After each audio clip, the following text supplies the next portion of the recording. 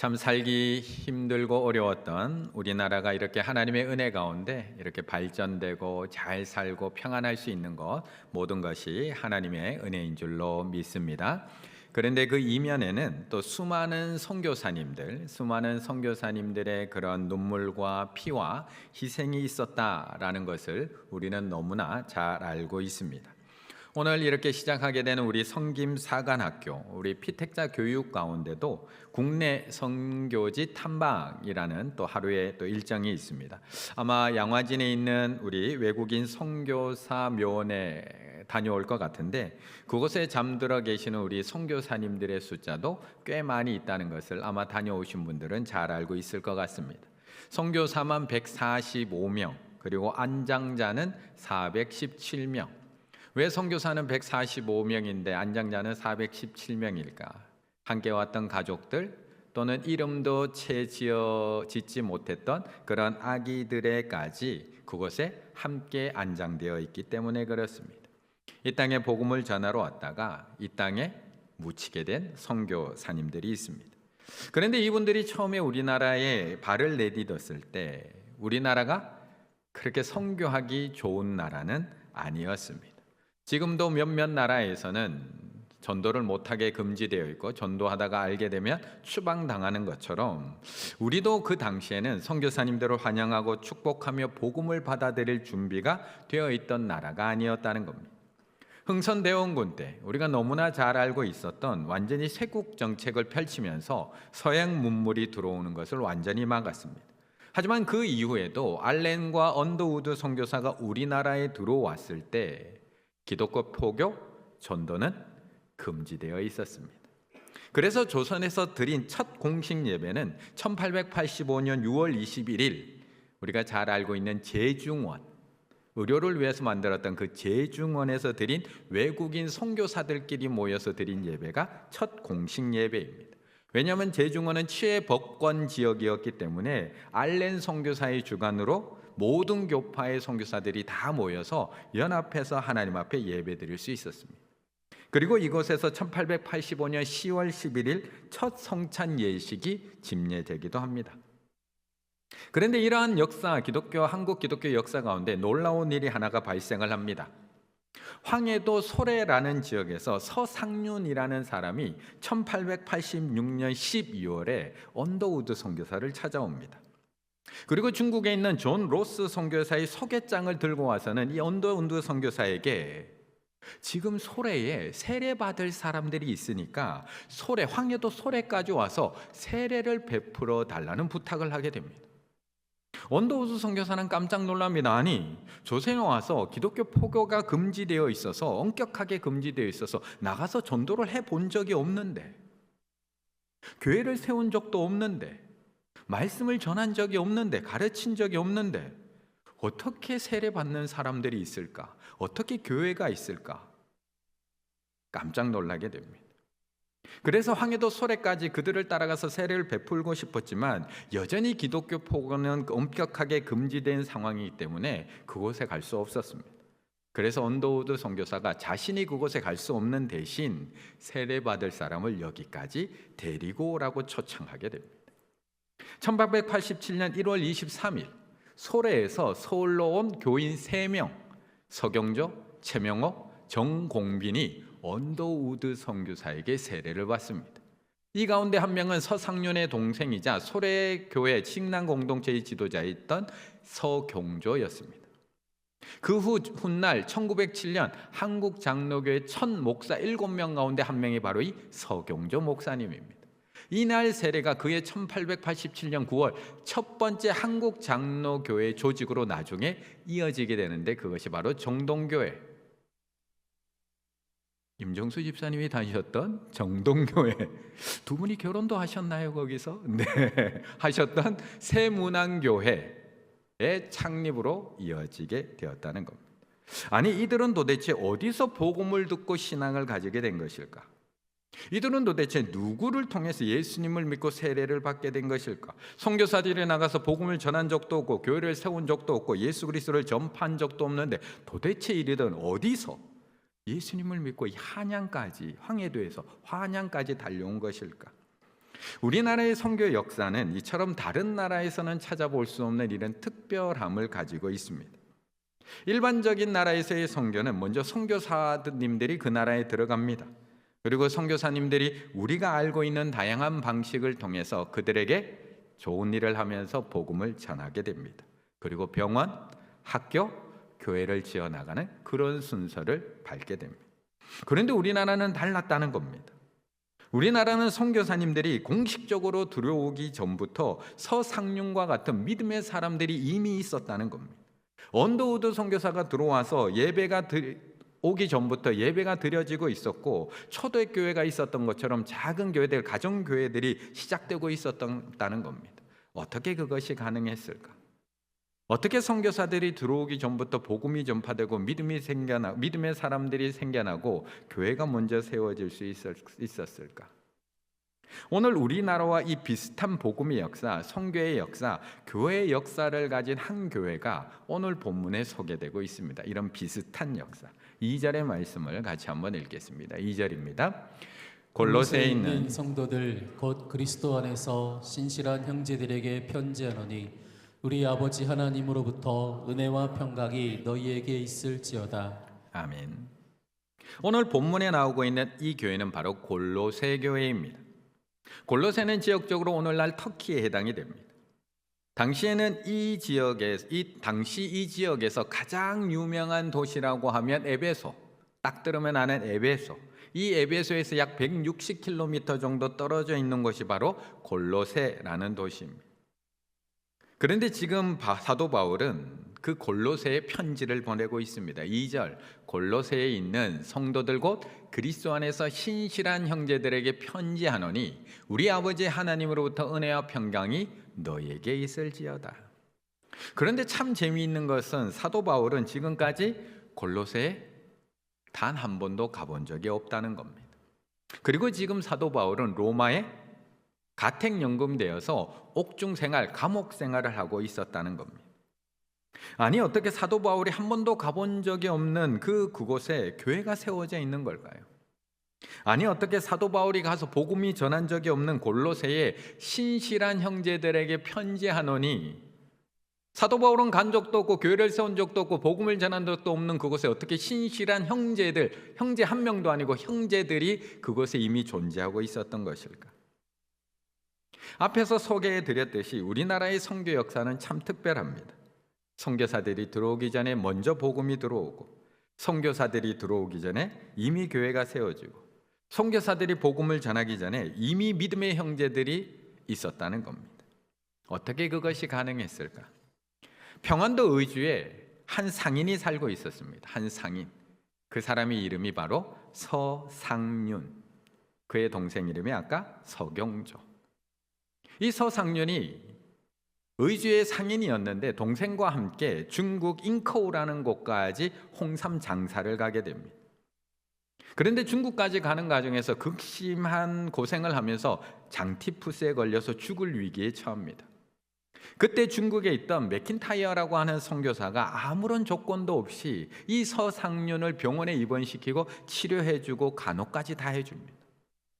그래서 이 맥킨타이어의 도움으로 죽음 직전에서 살아난 이 서상륜은 저들의 조건 없는 사랑의 이유가 궁금해지기 시작을 했습니다. 저들은 왜 우리를 이렇게 사랑해 주는 거지? 양반 가문에서 태어났지만 13살의 부모님을 잃어버리고 가족 생계를 책임져야 됐던 서상륜에게 이 세상은 그리 행복한 곳이 아니었습니다. 먹고 살 길은 막막했고요. 중국까지 가서 장사를 해야 했던 이 서상륜에게 같은 동족도 아닌 서양 사람이 왜 나에게 사랑을 베푸는 것일까? 왜 아무런 조건도 없이 아무런 대가도 바라지 않고 어떻게 나한테 이런 사랑을 줄 수 있지? 그게 궁금해진 서상륜은 나중에 이 조건 없는 사랑이 바로 예수 그리스도의 사랑이라는 것을 알게 됩니다. 그리고 서상륜은 이 예수 그리스도의 사랑이 담긴 성경에 관심을 갖기 시작을 합니다. 그리고 이후에 자연스럽게 그리스도의 사랑을 체험하며 존 로스 목사님의 성경 번역, 한글 성경 번역 작업에 참여하게 됩니다. 1882년 5월 28일 누가복음의 번역이 끝나자 이 서상류는 로스 목사님으로부터 세례를 받습니다. 그리고 복음의 전도자가 되어서 황해도 소래까지 와서 한국인 최초의 교회 소래교회를 세우게 됩니다. 이후에 서상륜과 서경조 동생은 열심히 전도합니다. 나중에는 세례받을 사람이 70명까지 다다르게 됩니다. 그래서 중국에 있는 그 존 로스 목사님에게 세례를 좀 받도록 들어오도록 초청을 했는데 입국이 거절되자 어쩔 수 없이 서울에 있었던, 한양에 있었던 언더우드 목사님에게 추천서를 가지고 찾아가게 된 겁니다. 그리고 아까 전에 소개해드렸던 그 세 명이 언더우드 선교사에게 첫 세례를 받습니다. 이처럼 사도 바울은 골로새에 간 적이 없습니다. 가서 복음 전한 적 없습니다. 교회를 세운 적도 없고요, 세례를 베푼 적도 없습니다. 그런데 하나님께서는 이 사도 바울보다 먼저 복음이 그곳에 들어가게 해서 신실한 형제들을 먼저 준비시켜 놓았습니다. 그런데 놀라운 것은 그들이 복음을 받아들이는 거에서 끝난 것이 아니라 그들은 그 복음을 듣고 믿음이 자라가고 있었다는 겁니다. 6절의 말씀 같이 있습니다. 6절입니다. 이 복음이 이미 너희에게 이름에 너희가 듣고 참으로 하나님의 은혜를 깨달은 날부터 너희 중에서와 같이 또한 온 천하에서도 열매를 맺어 자라는도다. 아멘. 어떻게 이런 일이 일어날 수 있을까? 어떻게 선교사가 들어가서 복음을 전하지도 않았는데 믿음의 사람들이 계속 생겨나고 교회가 세워질 수 있을까? 어떻게 세례받겠다고 하는 사람이 한 명도 아니고 70명이나 생겨나서 황해도 소래에서 한양까지 세례받으러 그렇게 달려올 수 있을까? 그런데 이것이 복음의 능력인 줄로 믿습니다. 이것이 이 세상을 창조하신 하나님의 말씀의 능력인 줄로 믿습니다. 이것이 사람을 변화시키는 하나님의 말씀의 능력, 사람을 하나님의 사람으로 성장시켜가는 복음의 능력인 줄로 믿습니다. 그래서 성경에는 복음의 능력을 계속해서 우리에게 말씀해 줍니다. 시편 33편 6절 여호와의 말씀으로 여호와의 말씀으로 여호와의 말씀으로 하늘이 지음이 되었으며 그 만상을 그 입 기운으로 이루었도다. 푸른 마르고 꽃은 시드나 우리 하나님의 말씀은 영원히 서리라. 이러므로 우리가 하나님께 끊임없이 감사함은 너희가 우리에게 들은 바 하나님의 말씀을 받을 때에 사람의 말로 받지 아니하고 하나님의 말씀으로 받음이니 진실로 그러하도다. 이 말씀이 또한 너희 믿는 자 가운데서 뭘 한다고요? 역사하느니라. 말씀이 성장하게 한다는 겁니다. 그래서 오늘 본문 1장 6절에서도 이렇게 이야기합니다. 복음이 이미 너희에게 이름에, 내가 안 갔어도 이미 복음이 너희에게 이름에 너희가 듣고 참으로 하나님의 은혜를 깨달은 날부터 너희 중에서와 같이 또한 온 천하에서도 열매를 맺어 자라는도다. 바울은 골로새에 간 적이 없는데 그곳에 신실한 믿음의 형제들이 생겨난 것, 바울은 복음을 가르친 적이 없는데 교회가 생겨나고 믿음의 역사가 일어나고 사랑의 증거들이 나타나며 하나님의 나라에 대한 소망을 가지게 된 것, 모두가 복음의 능력으로 나타난 복음의 열매들이었다는 겁니다. 이 당시 골로새는 교통의 요충지입니다. 부유한 양모 사업 때문에 한동안 번창했던 도시가 골로새입니다. 하지만 골로새가 이 편지를 쓰일 이 당시에는 주변 도시들이 개발이 되면서 골로새는 옛날 도시로 점차 쇠퇴해져 가고 있었습니다. 하지만 이미 부유했던 도시에 들어와 살고 있었던 유대주의, 헬레니즘, 그리고 동방 신비주의까지 다양한 종교가 이 도시 안에 함께 있었습니다. 다양한 철학, 다양한 사상, 다양한 종교. 골로새에서 순수한 신앙을 가지기에는 너무나 힘든 지역입니다. 그래서 골로새서를 나중에 쭉 읽어 내려가다 보면 알지만 유대인들이 율법을 강조하기 시작을 합니다. 그런 믿음으로 구원받을 수 없어요. 그렇게 믿어서 구원을 받는다고. 율법을 지켜야지 구원을 받을 수 있습니다. 바른 신앙이 되려면 할례를 받으셔야 됩니다. 음식 아무나 드시면 안 됩니다. 안식일 철저히 지킴. 지난주에 어디 갔다 왔어요? 안식. 그래서 구원 받겠습니까? 월삭기도 꼭 나야 됩니다. 앞으로 성김 사관학교 4개월 동안 새벽기도 안 나오면 구원 못 받습니다. 라는 유대교의 율법주의가 골로새 교회 안에 들어와 있었다는 겁니다. 거기다가 교묘한 초기 영지주의 이단까지도 골로새 교회 안에서 교인들을 혼란에 빠뜨립니다. 율법에 준수하는 것이 천사들에 대한 순종의 행위이고, 율법을 어기면 천사들을 화내게 합니다. 말씀 어기면 천사들이 화나기 때문에 엄격한 금욕 생활을 통해서 금식하시고 잠도 줄이시고 무릎으로 기도하시고 엄격한 금욕 생활을 해야지만 천사들이 마음이 풀어져서 구원받을 수 있습니다. 그런 엄격한 금욕 생활 속에서 신령한 심오한 지식을 얻어야지만 구원받을 수 있습니다 라고 하는 영지주의 이단이 들어왔다는 겁니다.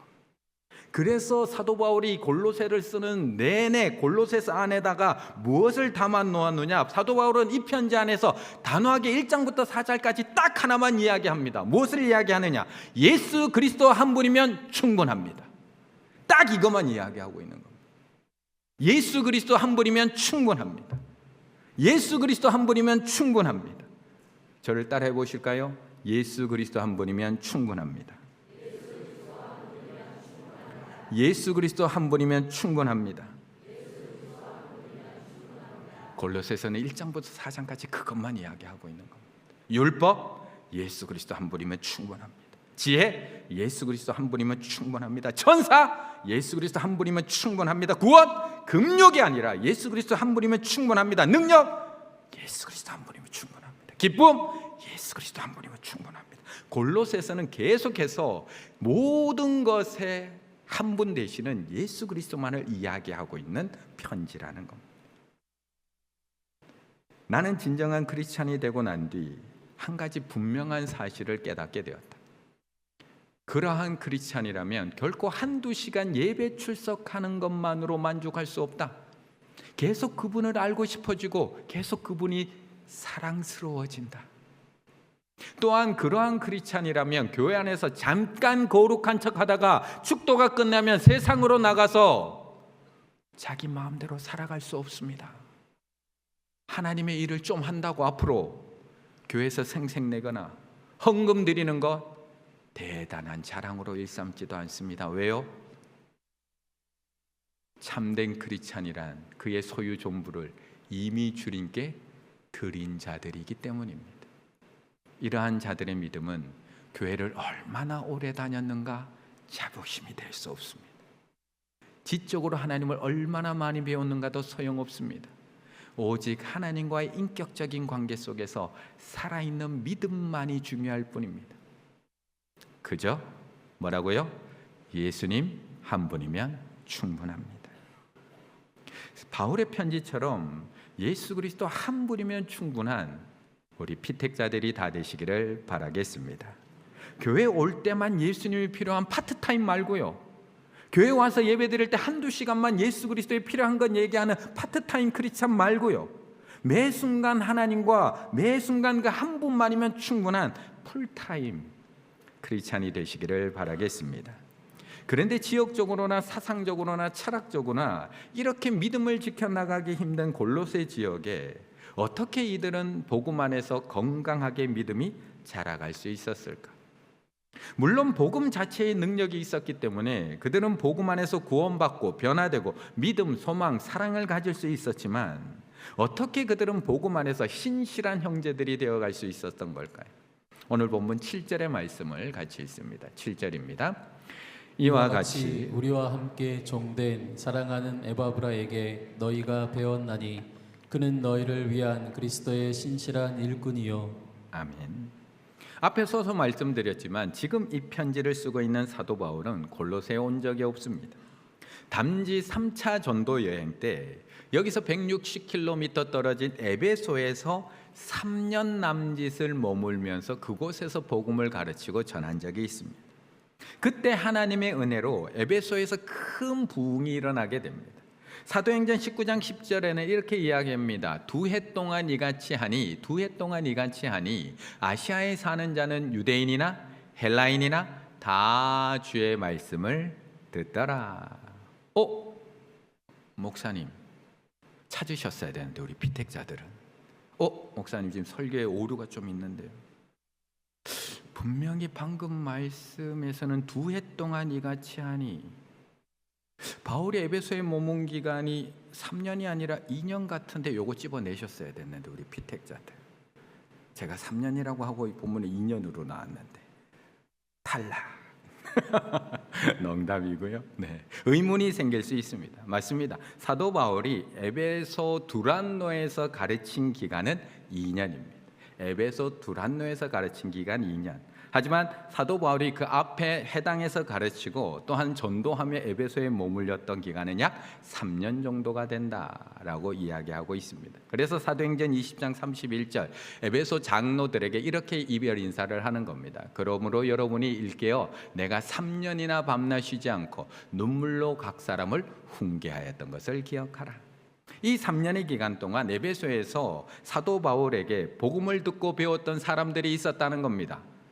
유대인과 아시아의 많은 사람들이 들었다는 겁니다. 그 중에 한 명이 바로 오늘 골로새서의 주인공 에바브라라는 겁니다. 에바브라. 그는 에베소에서 바울이 전한 복음을 듣고 회심했던 믿음의 사람입니다. 그리고 복음은 우리를 자라게 하고 열매 맺는 능력이 있기에 이 복음을 들고 자신의 고향 골로새로 돌아가서 거기서 골로새 교회를 세웁니다. 뿐만 아니라 에바브라는 골로새 근처에 있는 라오디게아와 히에라볼리에도 복음을 전하고 교회를 세웁니다. 골로새서 4장 13절 그가 너희와 라오디게아에 있는 자들과 히에라볼리에 있는 자들을 위하여 많이 수고한 것을 내가 증언하노라. 이처럼 복음에는 열매가 있습니다. 말씀은 생명을 자라나게 하고 열매 맺게 합니다. 그래서 에바브라가 전한 복음이 골로새 교회를 세웠고 그곳에 있는 성도들은 믿음 안에서 든든히 세워져 가고 있는 겁니다.